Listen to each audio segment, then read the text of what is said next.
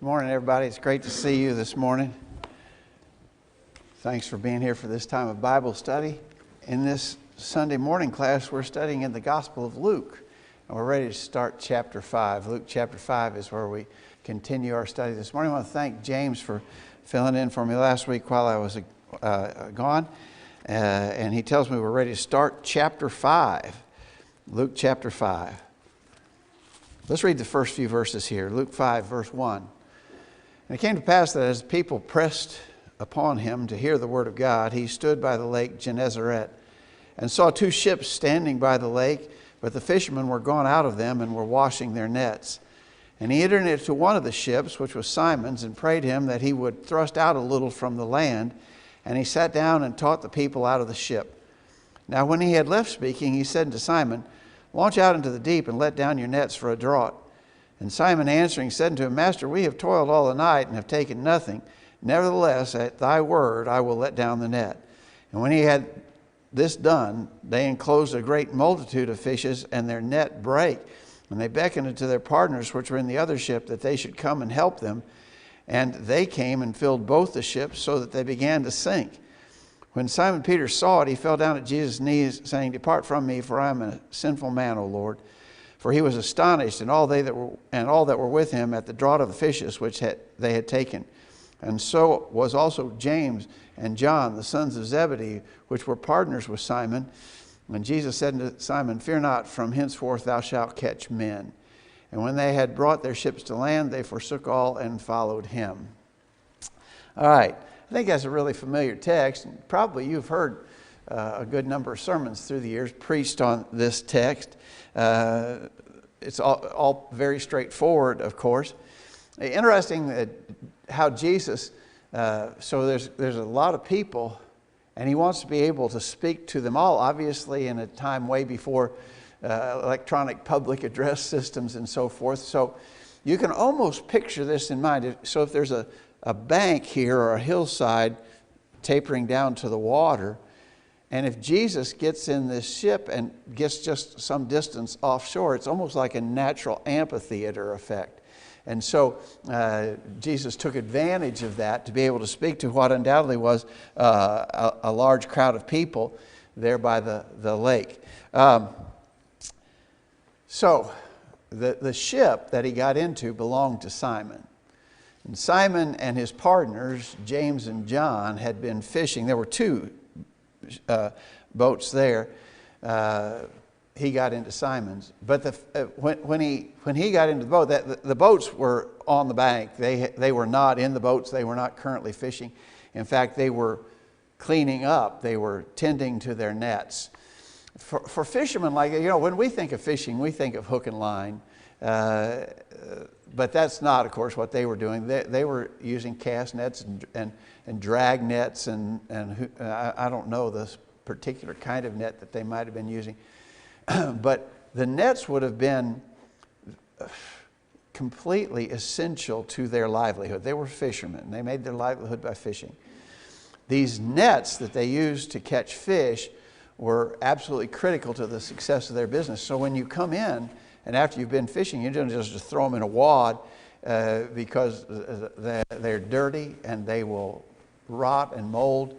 And in short order, they will not be usable for your livelihood.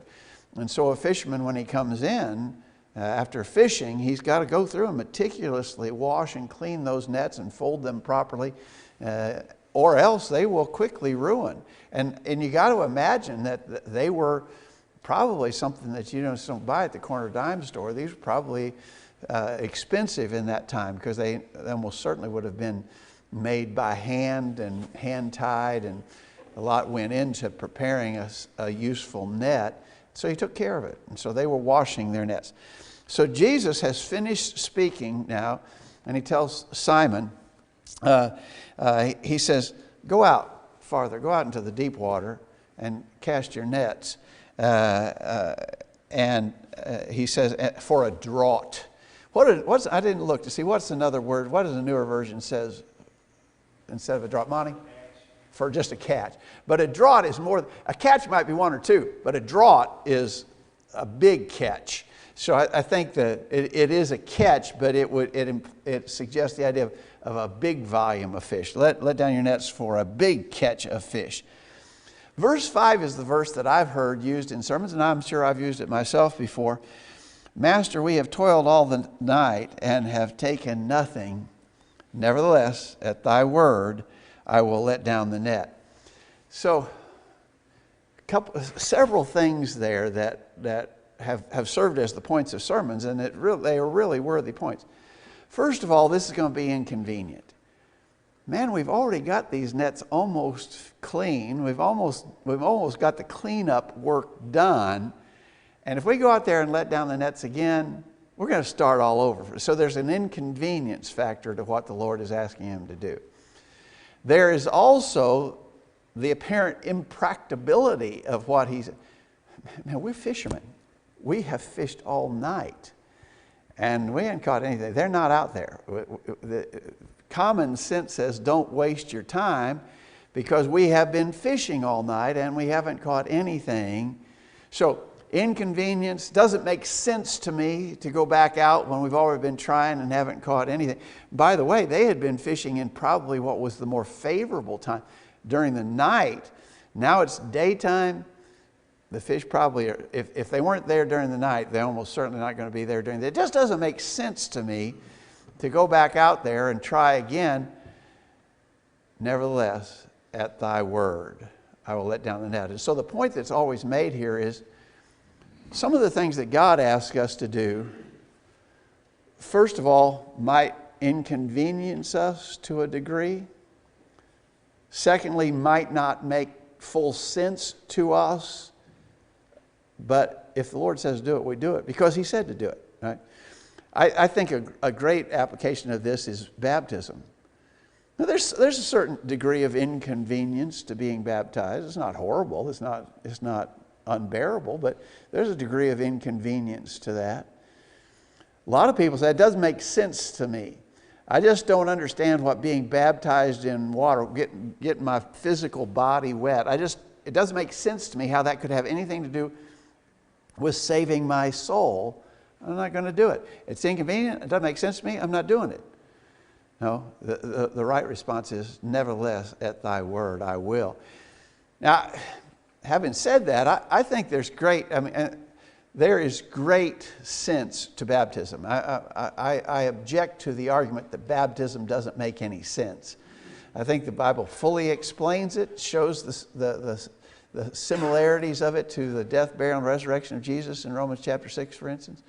So I think baptism makes sense, and I think the Bible explains the sense of it. But even if I don't understand it, at least yet, I should do it because the Lord says so. Nevertheless, at thy word, I will. Monty? I think another thing to notice on this, he said, we've toiled all night.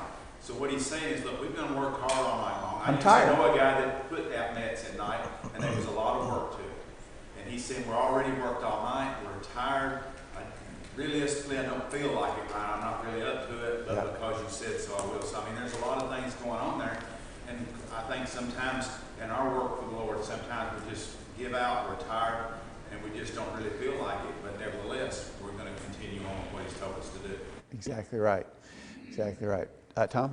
Yeah, it goes back to the concept of, faith comes by hearing, and hearing by the word of God. Peter had already seen the water turn to wine.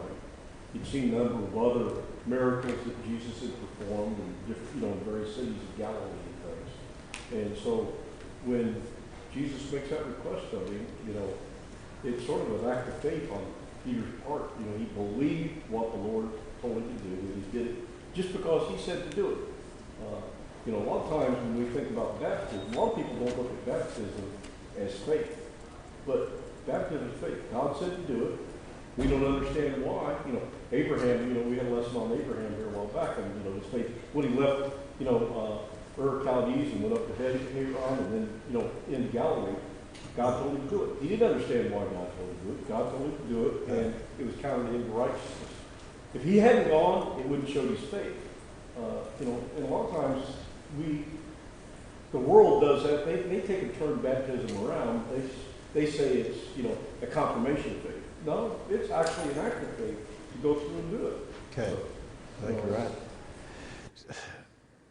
There's a degree of arrogance that goes along with this idea. If it doesn't make sense to me, I'm not going to do it. You know, there's an arrogance to that. It has to make sense to me before I will agree to do what God says to do. Well, I think in large measure, what God tells us to do makes perfect sense, and if we have the brains to comprehend it, we can see His wisdom in it all. But there's an article in the bulletin today that, you know, when as parents, we often tell our kids, do this, and when they say why, we say, because I said so. Now, we don't always do that, and that's not good parenting, by the way, to just always say, because I said so. I mean, many times we can engage in an explanation and so forth. But bottom line, as parents, we expect our children to do what we say because we said so. Because we're the authority figure and they are to submit to our authority. And the same certainly applies with God. We ought to do what He says because He said so. Now, He has given us lots of insights into the meaning and purpose and reasonability of what He asks us to do. But even if we don't get that, if we don't understand it yet, we should do what He says because He said so. Anybody else have a thought on that? James? I think the comparison back to the Nazarenes or the people of Nazareth, they saw Jesus grow up as a child like any other human being, but He showed His signs. They've heard about signs from everywhere. So when He comes in and says last week that this is me who He's talking about, a prophet, maybe the Christ, it didn't really make sense physically. They saw Him grow up, but there was proof other than what's physical, right? And that's what Jesus was doing externally through miracles. Yeah. But they couldn't get past it. But Peter did. Yeah. So he says these physical things don't make any sense because the physical things online have to work. But because you say it, I can believe it. Same thing with Nazareth. It didn't make sense that Jesus might have been his prophet or son of God. Because I seen him grow up as a kid. It's just a kid, like you or me. It couldn't be better than when they said prideful attitude. We see a lot of places.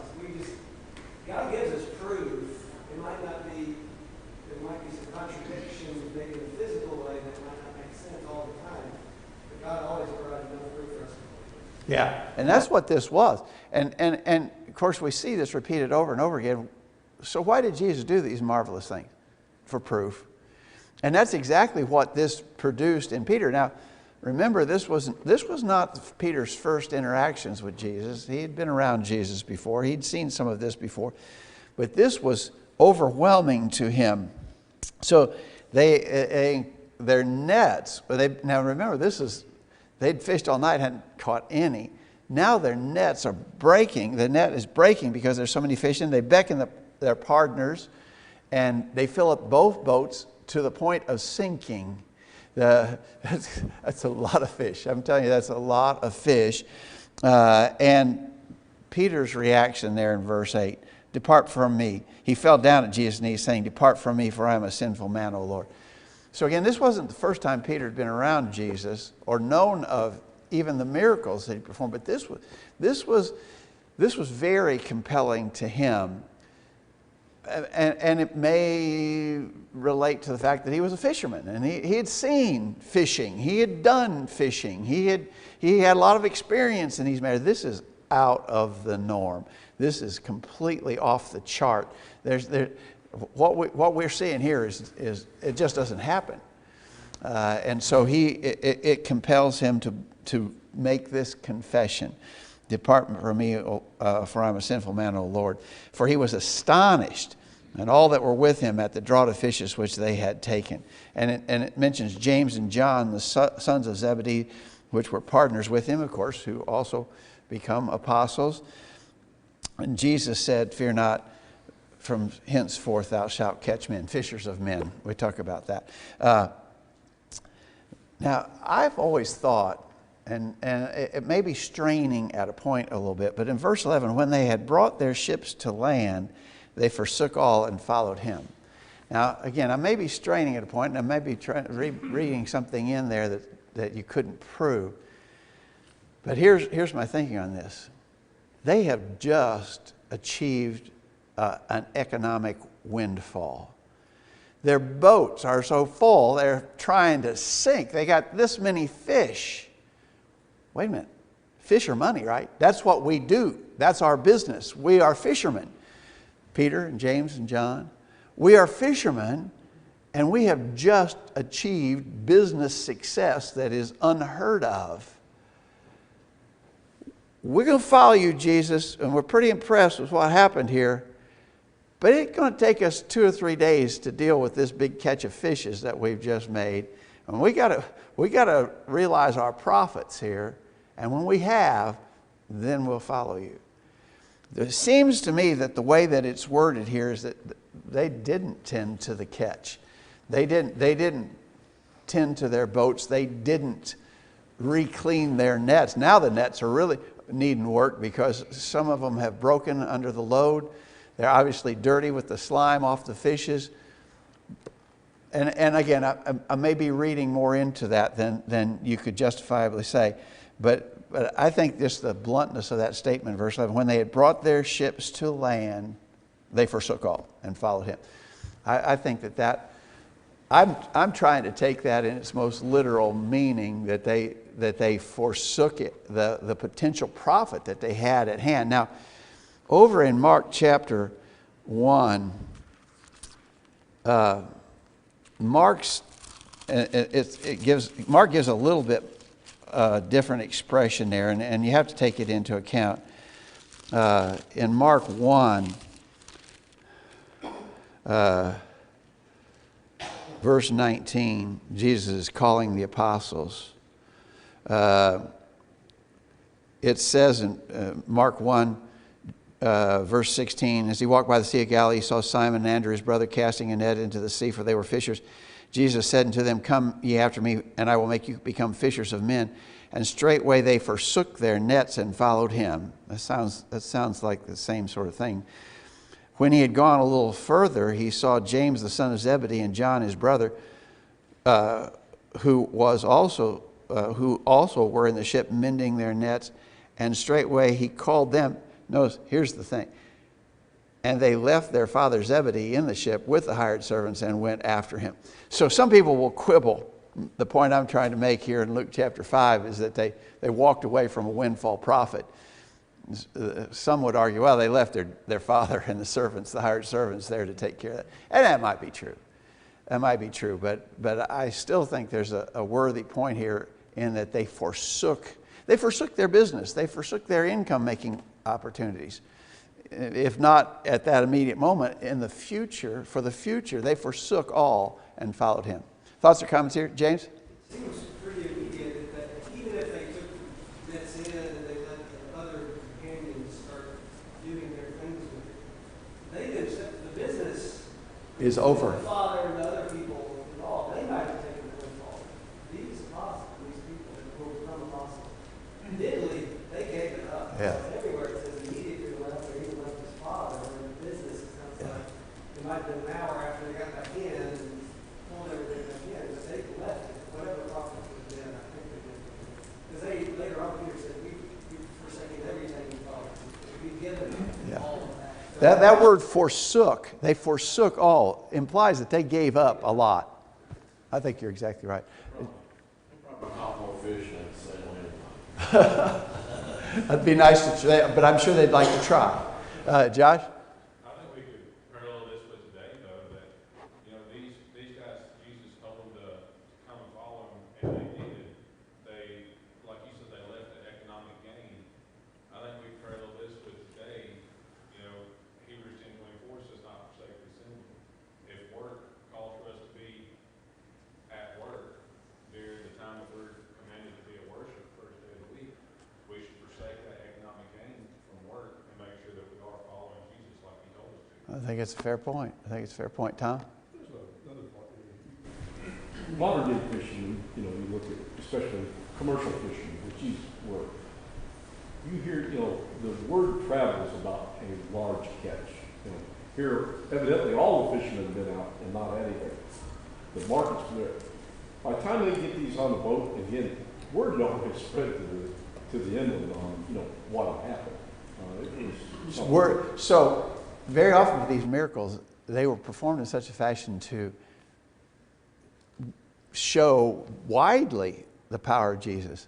Now, we're going to read here in a minute a couple places where he said, don't tell anybody. And we'll talk about the reason why he would, in some instances, kind of try to keep it tapped down. But this word, you're right, the word would spread fast, and it did.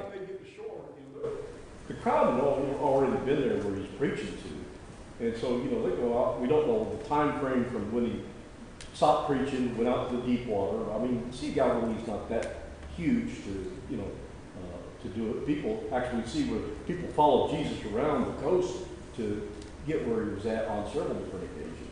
So, once they hear this, these people are coming in, and if, that's some of the economic. Yeah. Those fish could be sold, before they come in. You watch this, the dangerous catch or, thing on blue tuna. Well, once they find out the guy's got this tuna, large tuna, it's sold before it gets to, to the dock. So Yeah. We don't know the details here, but it wouldn't be hard to imagine that this drew a big attention. If Peter and James and John were like us, they'd have been hooping and hollering and carrying on when they caught that many fish. It doesn't say that, of course, but again, it's not hard to imagine that this would have drawn a lot of attention.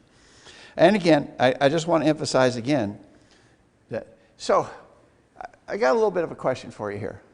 Would you categorize this as a miracle? Would you categorize it as a miracle? Monty? I think it seems to be pretty obvious that it was. Like you said, they done fished all night, which would have been the better time to be catching fish.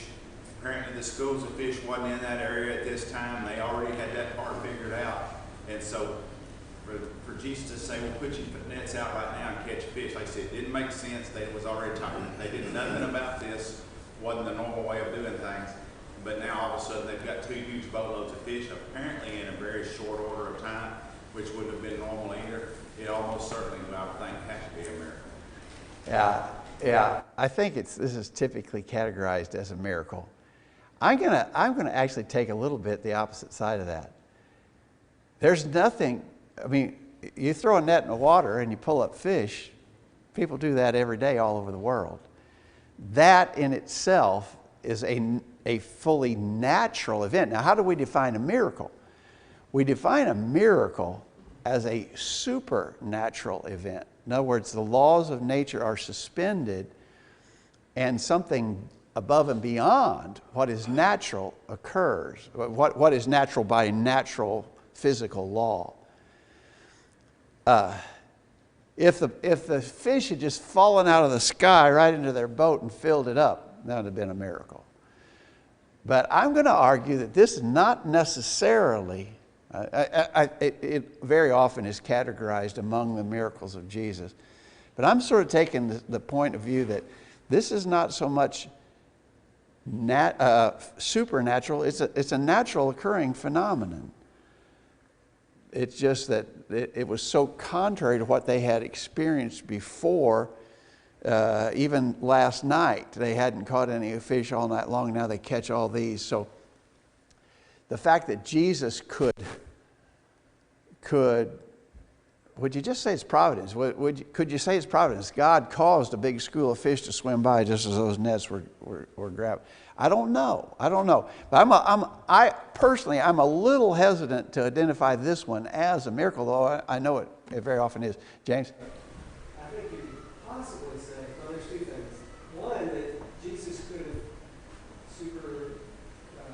gone above nature and caused the fish to go, so he controlled nature in the way that they were normally go, and forced them into that, so he could be above nature and control all of the fish, just like he can control the waves. The waves could do certain things, the waves could go completely still, but it was at his command. That's the key. And I think that's the key. Because when Jesus calmed the storm, well, storms calm.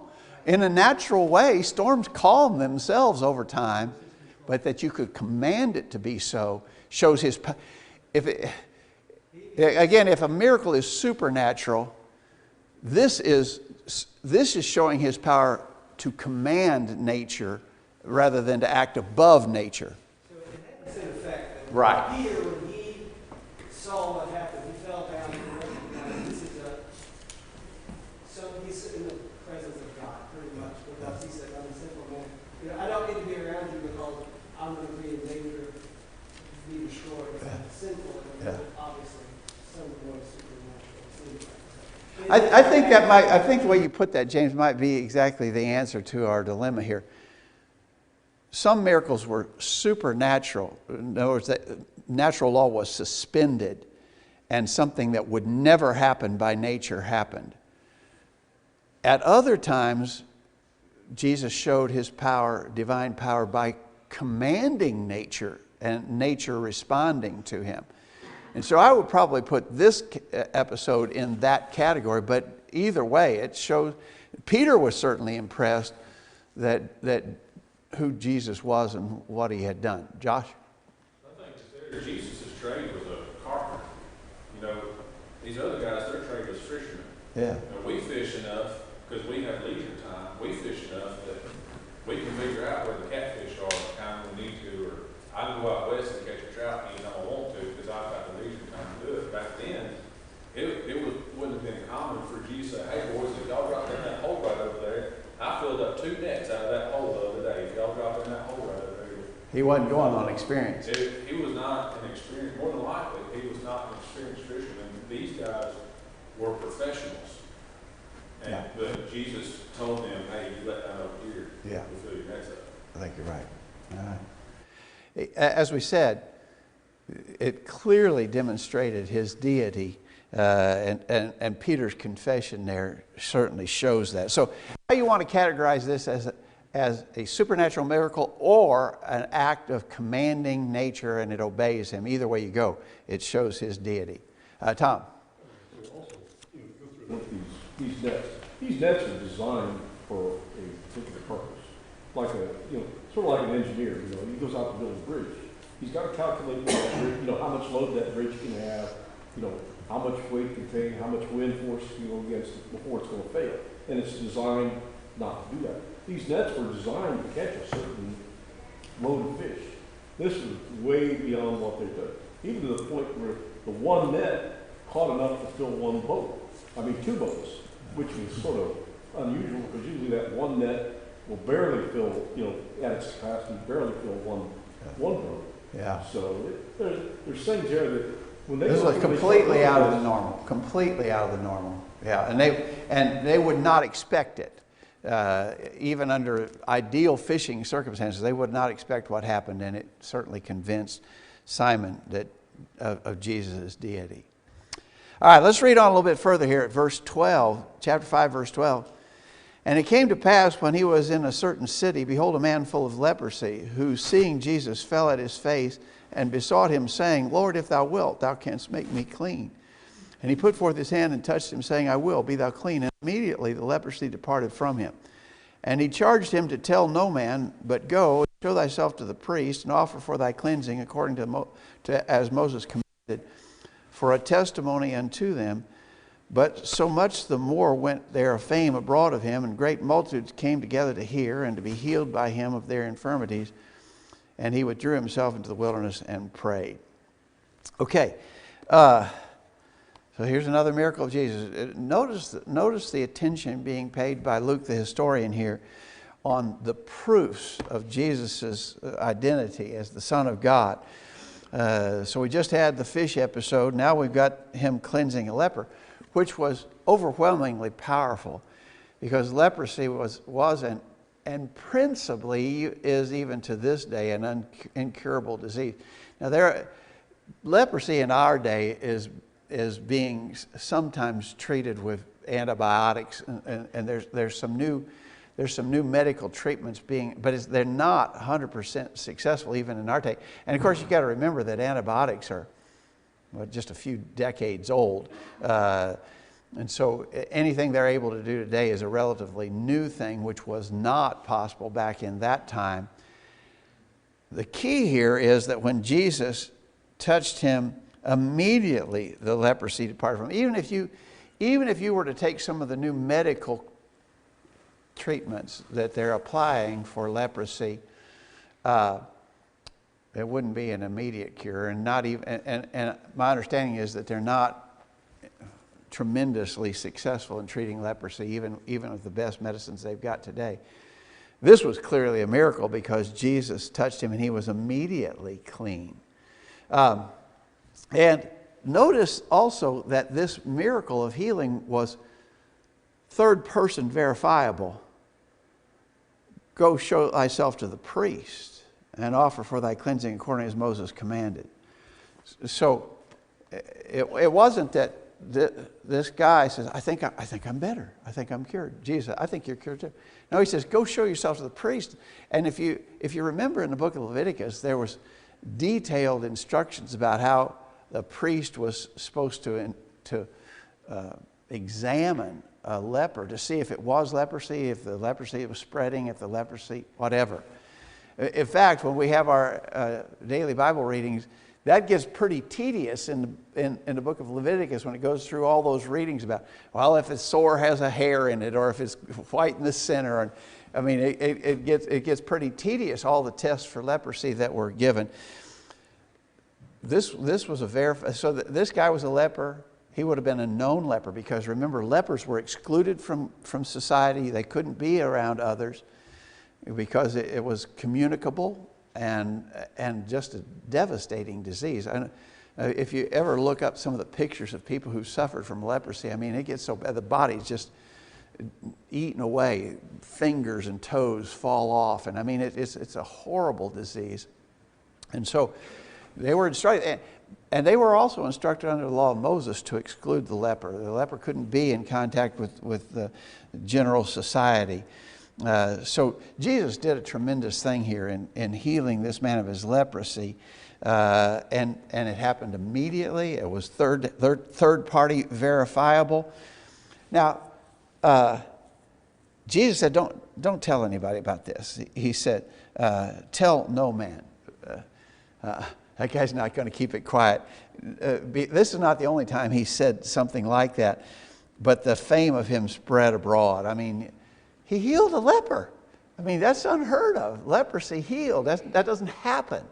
And so the fame of him spread abroad. Again, clearly a miracle. Now, this clearly a miracle. The immediate healing is significant. The obviousness of the disease is notable. We talk sometime about modern day, I don't call them faith healers, I call them modern day fake healers. And if you ever watch any on TV, or if you ever go in person, which is an interesting experience if you ever get a chance to do that, all the supposed diseases that they are healing are not obvious. You know, hearing loss. Here's a guy who's got hearing loss, and the healer heals him of hearing loss. Well, I can't, you know, I couldn't see the hearing loss before, and I can't see it's gone after. Or headaches. The guy's got bad headaches. Well, I can't see a headache, and I can't see when it's gone. And so those are the kind of things that modern day fake healers typically focus on. This was not that. This was an obvious disease and obviously cured. I got a question for you about Jesus touching the guy. If you were in contact with a leper, under the law of Moses, you become unclean, right?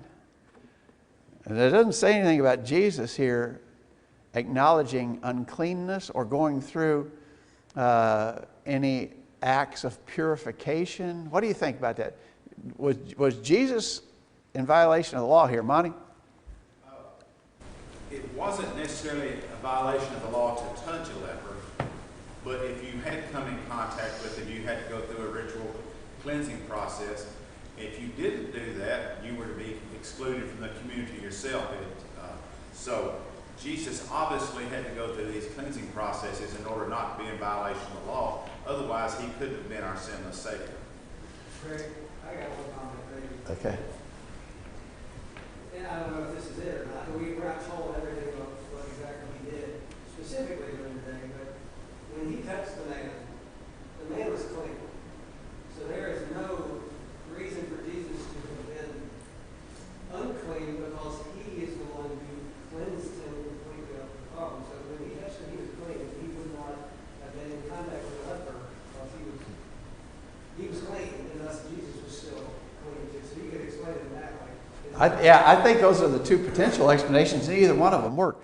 It doesn't say that Jesus didn't go through rites of purification. He may have. It doesn't say that he did or didn't. So you'd have to leave that in the realm of things unknown. But I guess I would lean more in the direction of what James said. When he touched him, he was clean. I mean, it was an instantaneous thing. When Jesus touched he wasn't a leper anymore when Jesus touched him. And so you could argue, I think from a technical standpoint, he hadn't been physically in contact with a leper. I don't know. I'd be satisfied with either explanation. Either way, as Monty said, Jesus is sinless in his conduct. So we can be certain that either way that went, it was right in the case of Jesus. Tom?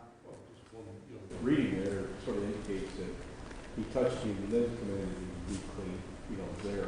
But the concept, sort of the inference is that Jesus gave this leper the instruction to go to the priest and prove that he was clean, showing that he was aware of the law. So if the inference is there, then Jesus would have applied those same principles to himself, knowing that he knew the law. Luke just doesn't go through and give us all the details of exactly what transpired after that. Yeah, we don't have all the information. We don't need it, obviously, but as you say, we just don't know anything beyond the simple statements that are recorded for us here. All right, let's quickly, we're going to be out of time. Let's read just a little bit further. By the way, I think verse 16 is significant. He withdrew himself into the wilderness and prayed. Jesus took time to get away to engage in prayer to the Father. I mean, you've got to believe he's incredibly busy. People are wanting to be around him 24/7. He's healing all kinds of diseases. People are mobbing him.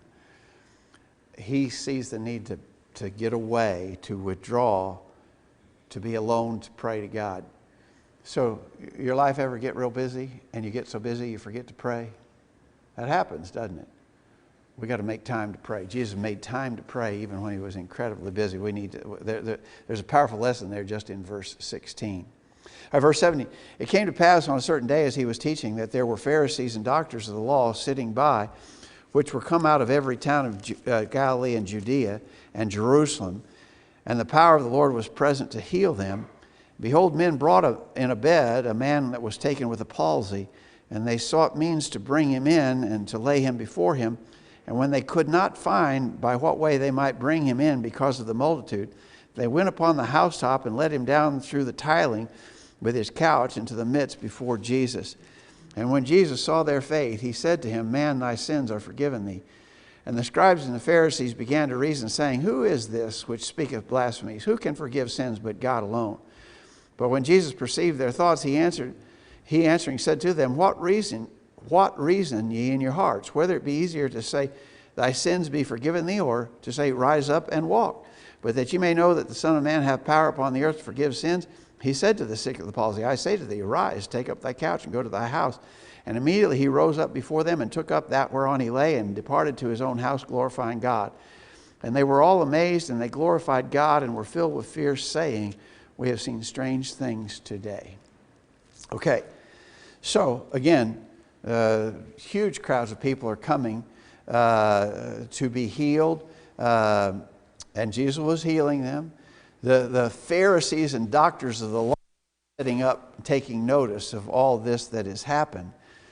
So this is the interesting story where they bring a man, and it says that he was taken with a palsy in the King James. I think newer versions will say he was a paralytic man. And so he was bedridden. He was on his couch. He couldn't walk himself. He couldn't get himself there. And so some men brought him. They couldn't get into the presence of Jesus because there was such a crowd of people. So they're very resourceful. They get up on the roof, and this actually says it was a tile roof, and they tore back the tiles so they could let the man down through the roof into the presence of Jesus.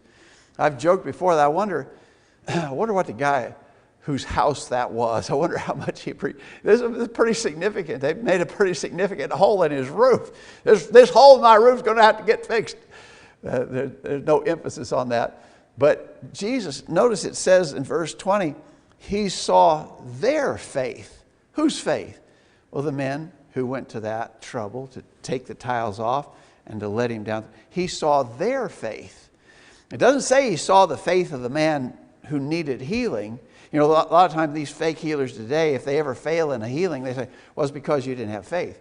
You're sick and you need a healing, but you didn't have the faith to receive the healing. It's your fault that you didn't get the healing because you don't have faith. There's never an indication that the recipient of these healings necessarily had to have faith. In the case of that leper we just talked about, he did have faith. I mean, he said, you can heal me if you will. He already believed that Jesus had the power to do that. In this case, the faith is the faith of those men who brought the fellow and let him down through the roof. Jesus saw their faith and he healed the man. JD, do you have a thought? I was just going to say, I mean, I think you'd have to argue that you see just as many examples of it being somebody else's faith, like the man whose servant that he wanted healed. Yeah, exactly right. We could obviously go through several others. You just can't put the pieces together and say, in order to receive a healing, you had to have faith. It's just not so. You just can't prove that at all. So Jesus said, when he saw their faith, he said, man, thy sins are forgiven thee. Verse 21, look at verse 21. The scribes and Pharisees began to reason, saying, who is this which speaketh blasphemies? Who can forgive sins but God alone? If you think about that for a minute, now we sort of have a very bad impression of the scribes and Pharisees, right? They're very corrupt people. But you know, this objection that they throw out right here is a reasonable objection. Who does this guy think he is that he can forgive sins? Only God can forgive sins. That's a fair objection. I mean, if somebody came into our assembly today and started telling people, I forgive your sins, I forgive your sins, I forgive your sins, we'd say, what? Who does this guy think he is that he can forgive sins? We would say exactly what the scribes and Pharisees said. No one can forgive sins but God alone. We would say that. It's a fair and proper objection. And so when Jesus perceived what they were saying, and he said, well, would it be easier to say, rise up and walk, or say your sins? I'll tell you what, to show that I can forgive sins and heal, I'll say it the other way. Rise up and walk. The man immediately comes up. He immediately rose up before them, took up that whereon he lay, and departed to his own house, glorifying God. So again, notice how Jesus worked this. Jesus worked this to prove that he was God, to prove that he was the only begotten Son of God. I think he purposefully drew out this objection so he could make his point. If I can heal miraculously, I can also forgive these sins as the Son of God. Now, later on there would be people who had miraculous healing powers who didn't have the power to forgive sins, right? Not directly as Jesus did. But Jesus said, if it's as easy to say one or the other, I'll satisfy you. Rise up. And this guy immediately rose up. Now, we don't know how long he'd been paralyzed. I'll tell you, if you've been paralyzed any time at all, you don't immediately get up and walk. It would have taken, Ricky would have had to do a lot of physical therapy to teach this man how to walk. Not this case. He immediately rose, took up his bed, and returned to his home, glorifying God. And notice that the objectors, verse 26, when they were all amazed, and they glorified God and were filled with fear, saying, we have seen strange things today. In other words, they dropped their objection. This was such a powerful proof of Jesus' deity. They dropped their objection of, man, we have seen amazing things. Tom? That I have the power to forgive sins, rise and walk. I don't know if it's a parallel passage to this or not. Well, in Mark 2's account says, and I think it says it that way, he says, but that ye may know that the Son of Man hath power on earth to forgive sins, he said to the sick of the palsy. So, a lot of people come through and they say, well, I want to be saved like the thief on the cross. So, I want to be saved like the paralytic man. Yeah, but there's that concept that Jesus had that power. He was still alive. Yeah. He had that power. Exactly right. If he could forgive this guy's sins, he could forgive the thief on the cross's sins. Exactly right. And it came prior to his death. So, yeah. And those are not the only two episodes wherein he forgave sins. So exactly, while he was alive on earth, he could forgive sins directly. And in this case, he did. Thanks, everybody.